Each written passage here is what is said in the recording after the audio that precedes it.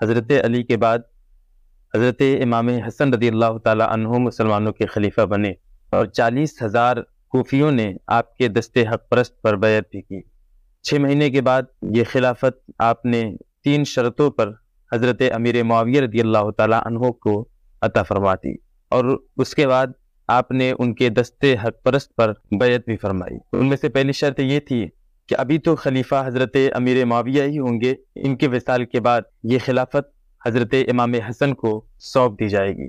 دوسری شرط یہ تھی کہ حجاز، مدینہ اور عراق کے لوگوں سے حضرت علی رضی اللہ تعالی عنہ کے متعلق کوئی مواخذہ، کوئی مطالبہ نہیں کیا جائے گا۔ تیسری شرط یہ تھی کہ حضرت امام حسن رضی اللہ تعالی عنہ کے ذمے جو قرض ہیں ان کو حضرت امیر معاویہ ادا کریں گے۔ ان 3 شرطوں پر خلافت حضرت امیر معاویہ کو حضرت حسن نے دے دی اور آپس میں صلح ہو گئی۔ اس طریقے سے حضور کا وہ معجزہ بھی ظاہر ہو گیا جو آپ نے فرمایا تھا کہ میرا بیٹا حسن مسلمانوں کی 2 جماعتوں کے درمیان صلح کرائے گا۔ حسن کے دست پاک سے بنی خلیفہ رسول رضائے آل مصطفیٰ خلافت معاویہ۔ ناظرین کرام، اب آپ ذرا سوچئے کہ اگر حضرت امیر معاویہ رضی اللہ تعالی عنہ باطل پرست یا باغی ہوتے تو امام حسن رضی اللہ تعالی عنہ نے انہیں خلافت کیوں دی؟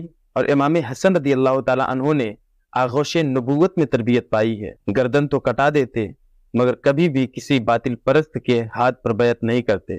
اب اگر کوئی بدبخت حضرت امیر معاویہ کو نااہل قرار دے تو یہ الزام حضرت امام حسن رضی اللہ تعالی عنہ پر آئے گا کہ آپ نے کسی نااہل کو خلافت کیوں دی، امت کا باغ و ڈور کسی باطل پرست کے ہاتھ میں کیوں دی؟ تو یہ الزام جو ہے حضرت امام حسن رضی اللہ تعالی عنہ پر آئے گا، جبکہ اس وقت حضرت امام حسن تنہا بھی نہیں تھے اور کمزور بھی نہیں تھے، بلکہ 40,000 سپاہیوں نے اپنی جان قربان کرنے کے لیے حضرت امام حسن کے دستے حق پرست پر بیعت بھی کر چکے تھے۔ لہذا آپ نے حضرت امیر معاویہ رضی اللہ تعالی عنہ کو خلافت سونپ کر یہ بتا دیا کہ لوگوں، امیر معاویہ باغی نہیں ہے، امیر معاویہ باطل پرست بھی نہیں ہے، بلکہ امیر معاویہ تمام مومنوں کے ماموں، کاتب وحی، صحابی رسول، محب اہل بیت، ہادی، مہدی، عادل اور حق پرست تھے۔ کوئی انہیں برا کہے تو ان کے منہ میں خاک و آگ، نہ سن سکیں گے ہم کبھی اہانت معاویہ۔ حضرت امیر معاویہ رضی اللہ تعالیٰ عنہ اہل بیت اور سارے ہاشمیوں سے اور خاص طور سے امام حسین رضی اللہ تعالیٰ عنہ سے بہت محبت کیا کرتے تھے۔ حضرت امام حسین کا مشورہ حضرت امیر معاویہ کے لیے شاہی فرمان کی حیثیت رکھتا تھا۔ حضرت امیر معاویہ رضی اللہ تعالیٰ عنہ 20 سال خلیفہ رہے۔ جب آپ کا وصال کا وقت قریب آیا تو یزید آپ کے قریب آیا، اس نے کہا کہ آپ کے بعد خلیفہ کون ہوگا؟ تو آپ نے ارشاد فرمایا کہ خلیفہ تو ہی ہوگا، لیکن چند باتیں میری غور سے سن لو کہ کوئی بھی کام امام حسین کے مشورے کے بغیر نہ کرنا۔ پہلے امام حسین کو کھلانا پلانا، پھر خود کھانا پینا، سب سے پہلے ان پر خرچ کرنا، پھر کسی اور پر، پہلے انہیں پہنانا پھر خود پہننا۔ میں تجھے وصیت کرتا ہوں کہ امام حسین اور ان کے گھر والوں سے اچھا سلوک کرنا۔ یاد رکھنا، خلافت ہمارا حق نہیں ہے، خلافت امام حسین اور ان کے والد حضرت مولا علی کا حق ہے۔ تم کچھ دن خلیفہ رہنا، اور جب امام حسین پورے کمال کو پہنچ جائیں تو وہی خلیفہ ہوں گے، یا پھر جسے چاہیں گے وہ خلیفہ ہوگا، کیونکہ ہم سب ان کے اور ان کے نانا کے غلام ہیں۔ انہیں ناراض نہ کرنا، ورنہ اللہ اور اس کے رسول ناراض ہو جائیں گے تو تیری شفاعت کون کرے گا؟ وہ کر گئے نصیحتیں اصول حق پہ چلنے کی، پسر کے فعل بد سے ہے براءت معاویہ۔ یہ وصیت حضرت امیر معاویہ رضی اللہ تعالی عنہ نے یزید سے کی تھی، مگر یزید بدبخت حضرت امیر معاویہ کے وصال کے بعد دولت و حکومت کے نشے میں بدمست ہو کر حضرت امیر معاویہ کی وصیت ہی نہیں بلکہ اللہ اور اس کے رسول کے خوف تک کو بھول گیا۔ اب اگر باپ کے وصال کے بعد بیٹا نافرمان ہو جائے، بیٹا ظالم و جابر ہو جائے، بیٹا بدبخت ہو جائے تو اس میں باپ کا کیا قصور ہے؟ حضرت امیر معاویہ رضی اللہ تعالیٰ عنہ کی وصیت کو بھلا کر اگر یزید بدبخت اہل بیت پر ظلم و ستم کے پہاڑ توڑتا ہے تو اس کا قصوروار یزید ہوگا، امیر معاویہ نہیں ہوں گے۔ یزید کے فریب کا معاویہ سے کیا حساب، نبھا نہ پایا وہ شکی نیابت معاویہ۔ امیر معاویہ رضی اللہ تعالیٰ عنہ 6 رجب سن 60 ہجری کو دمشق میں لقوہ کے مرض میں 78 سال کی عمر میں وصال فرمایا۔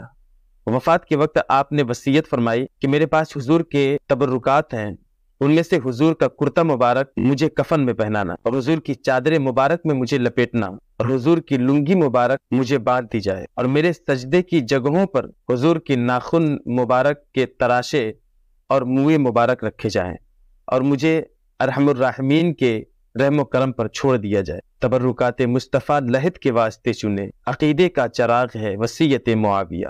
یزید بدبخت نے دیکھا تھا کہ باپ نے حضور پاک صلی اللہ تعالیٰ علیہ وسلم کے جسم اقدس سے چھو جانے والے کپڑوں کو اپنی جان سے زیادہ پیار کیا تھا، اپنی جان سے زیادہ پیارا رکھا تھا، اور قبر میں اس امید کے ساتھ لے گئے کہ اس ملبوس میں محبوب کی خوشبو ہے، اور اسی کے صدقے اللہ تعالیٰ مجھ پر رحم فرمائے گا۔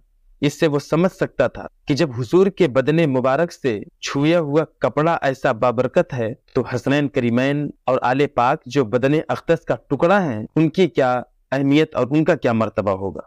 مگر بدنصیبی کا کوئی علاج نہیں ہوتا ہے۔ ناظرین، یزید جب تخت نشین ہوا، یزید جب تخت حکومت پر بیٹھا تو اس نے ہر طرف خطوط بھیجنا شروع کر دیے۔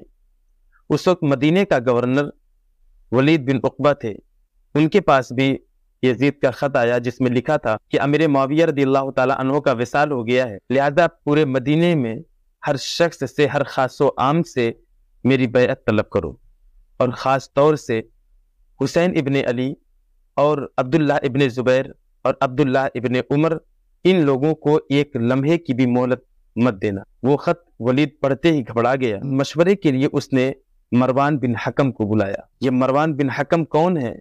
مروان بن حکم ولید بن عقبہ سے پہلے مدینے کا گورنر رہ چکا ہے۔ مروان وہ شخص ہے کہ جب یہ پیدا ہوا تھا، اس کو حضور کی بارگاہ میں تہنی کھلانے کے لیے لایا گیا تو حضور پاک صلی اللہ علیہ وسلم نے اسے دیکھ کر کے ارشاد فرمایا کہ یہ گرگٹ کا بیٹا گرگٹ ہے۔ حضور نے اسے گرگٹ فرمایا ہے، اور حضرت عائشہ فرماتی ہیں کہ مروان کے باپ پر حضور نے جب لعنت فرمائی تھی تو اس وقت مروان اپنے باپ کے صلب میں تھا، اس لیے اس نے بھی اپنے باپ کے لعنت سے حصہ پایا ہے۔ اب آپ اندازہ کریں کہ وہ مروان جسے حضور نے گرگٹ فرمایا، جس کے باپ پر لعنت فرمائی، بلکہ اسے شہر بدر کیا اور طائف میں رہنے کا حکم دیا، تو ایسے مروان سے بھلا کیا امید رکھی جا سکتی ہے۔ چنانچہ ولید نے مشورے کے لیے مروان کے سامنے بات رکھی کہ یزید نے خط بھیجا ہے، اس میں ایسا ایسا لکھا ہے، اس کی کیا صورت ہے، کیا کیا جائے۔ مروان نے کہا کرنا کیا ہے، ان تینوں حضرات کو، حسین ابن علی کو، عبداللہ ابن عمر کو، عبداللہ ابن زبیر کو ابھی اور اسی وقت بلاؤ اور ان سے بیعت کے لیے کہو۔ اگر وہ بیعت کرتے ہیں تو ٹھیک ہے، ورنہ انہیں فوراً قتل کر دیا جائے، ایک لمحے کے لیے مہلت انہیں نہ دو۔ ولید بن عقبہ نے ایک لڑکے کو بھیج کر ان تینوں حضرات کو بلایا۔ اچانک بلانے سے یہ حضرات سمجھ گئے کہ لگتا ہے کہ حضرت امیر معاویہ کا وصال ہو گیا ہے اور اس وقت ہمیں بیعت کے لیے ہی بلایا گیا ہے۔ امام حسین رضی اللہ تعالیٰ عنہ نے اپنے ساتھ چند نوجوانوں کو لے کر ولید بن عقبہ کی طرف چل پڑے۔ آپ نے اپنے ساتھیوں سے ارشاد فرمایا کہ تم سارے لوگ دروازے پر بیٹھو، میں اگر تمہیں اندر بلاؤں تو آنا، یا پھر تم سنو کہ میری آواز بلند ہونے لگی، تیز ہونے لگی تو فوراً اندر آ جانا، اور اگر ایسا نہ ہو تو اس وقت تک یہاں سے نہ ہٹنا جب تک میں باہر آ نہ جاؤں۔ یہ کہہ کر کے آپ اندر تشریف لے گئے۔ ولید بن عقبہ اور امام حسین رضی اللہ تعالیٰ عنہ کے درمیان گفتگو ہونے لگی۔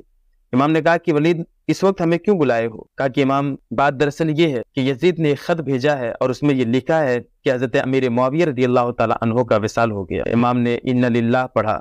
اس کے بعد پھر ولید نے کہا کہ حضور ایک بات اور ہے، وہ یہ کہ یزید نے کہا ہے کہ آپ سے بیعت لینے کے لیے، لہذا آپ یزید کی بیعت قبول کر لیجئے۔ اتنا سننا تھا کہ آپ نے فرمایا کہ ولید، تمہیں تو معلوم ہے کہ ہم اہل بیعت ہیں، خدا نے ہمارا گھرانہ سب سے بلند و بالا رکھا ہے، اور یزید بدبخت ظالم و جابر، فاسق و فاجر، قاتل، شرابی اور فسق و فجور کا عادی ہے، لہذا میں اس کے ناپاک ہاتھ پر ہاتھ کیسے دے سکتا ہوں؟ دوسری بات، میرے جیسا آدمی اس طریقے سے چھپ کر کے بیعت نہیں لے سکتا، اور نہ یہ میرے لیے مناسب ہے۔ آپ باہر جائیں، سارے لوگوں سے آپ بیعت کے لیے کہیں۔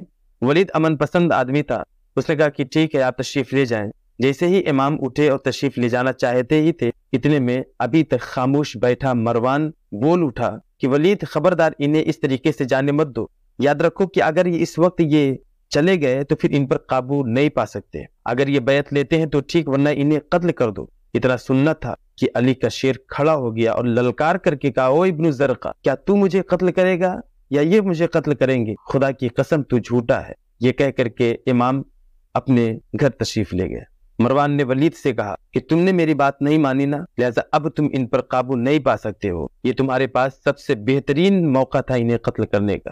ولید نے مروان سے کہا کہ مروان تجھ پر افسوس ہے، تو مجھے ایسا مشورہ دے رہا ہے جس میں میرے دین اور ایمان کی تباہی ہے؟ کیا میں نبی کے لاڈلے کو، نبی کے نواسے کو صرف اس لیے قتل کر دیتا کہ اس نے یزید کی بیعت سے انکار کیا ہے؟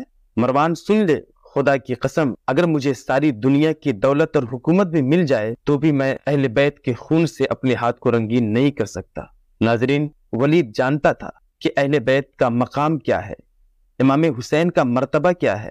وہ نہیں چاہتا تھا کہ اس عظیم ہستی کی ذرا سی بھی گستاخی ہو اور دنیا اور آخرت میں مجھے عذاب میں مبتلا کر دیا جائے۔ کاش اتنی بات یزید اور اس کے ساتھیوں کے دل میں آ جاتی تو یہ نوبت نہ آتی، لیکن یہ بدنما داغ جس کی قسمت میں تھا اسے ملنا تھا، اور وہ داغ یزید کے ماتھے پر اب تک ہے اور رہے گا، قیامت تک اس داغ کو چھڑایا نہیں جا سکتا۔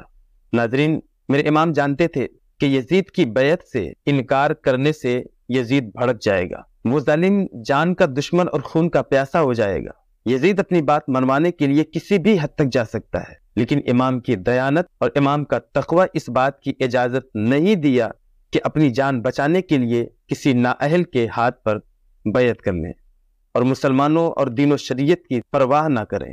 یہ امام جیسے نیک اور صالح فرزند رسول سے کیسے ممکن ہو سکتا تھا؟ اگر امام اس وقت یزید کی بیعت کر لیتے تو یزید ان کی بہت قدر و منزلت کرتا اور آپ کے لیے آرام اور آسائش میں کمی نہیں آنے دیتا، بلکہ آپ کے پاس دنیا کی دولت کے انبار ہوتے، لیکن اسلام کا نظام درہم برہم ہو جاتا اور دین میں ایسا فتنہ پیدا ہوتا، ایسا فساد پیدا ہوتا کہ پھر اس کا دور کرنا ناممکن ہوتا، اور یزید کی ہر برائی، یزید کی ہر بد کرداری کے جائز اور حلال ہونے پر امام کی بیعت سند ہو جاتی اور دین و شریعت کا نقشہ مٹ جاتا۔ مگر امام نے نانا کے دین اور شریعت کے لیے، نانا کی امت کی آبرو کو بچانے کے لیے اپنے عزیز و اقارب، اپنے احبہ اور یہاں تک کہ 6 ماہ کے ننھے علی اصغر کی جان کی قربانی پیش کر دی، لیکن نانا جان کے دین پر آنچ آنے نہیں دیا۔ یہی وہ حق بات تھی جس نے کربلا کی تپتی ہوئی ریت پر آپ کو آزمایا، اور آزمانے والوں نے دیکھ لیا کہ امام نے اپنے پاک ہاتھ کو یزید کے ناپاک ہاتھ پہ نہ دے کر نانا کے دین کو قیامت تک کے لیے سربلند کر دیا۔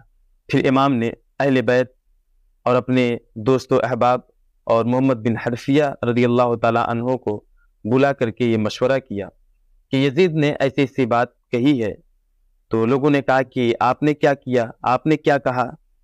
تو آپ نے فرمایا کہ اہل بیت کا چشم و چراغ کسی فاسق و فاجر کی بیعت قبول نہیں کر سکتا اور اس کی خلافت کو تسلیم نہیں کرتا۔ اس کے بعد سارے احباب نے یہ مشورہ دیا کہ یزید کی بیعت کے انکار سے خطرہ یقینی ہو چکا ہے اور یزید اور اس کے ساتھیوں کی آتش اناد بھڑک اٹھی ہے، اس وجہ سے یزید کچھ بھی کر سکتا ہے، کہیں ایسا نہ ہو کہ مدینہ کی گلیاں خون سے رنگین ہو جائیں، لہذا آپ مدینے سے مکہ چلے جائیں۔ اور آپ کا بھی یہی ارادہ ہوا کہ مدینے میں رہنا مناسب نہیں ہے، اس لیے امام نے یہ ارادہ فرما لیا کہ جتنی جلدی ہو سکے وہ مدینے سے کوچ کر جائیں۔ لہذا 4 شعبان سن 60 ہجری کو امام کے اہل و عیال اور عزیز و اقارب کا یہ چھوٹا سا مقدس قافلہ مدینے سے مکے کی طرف روانہ ہو گیا۔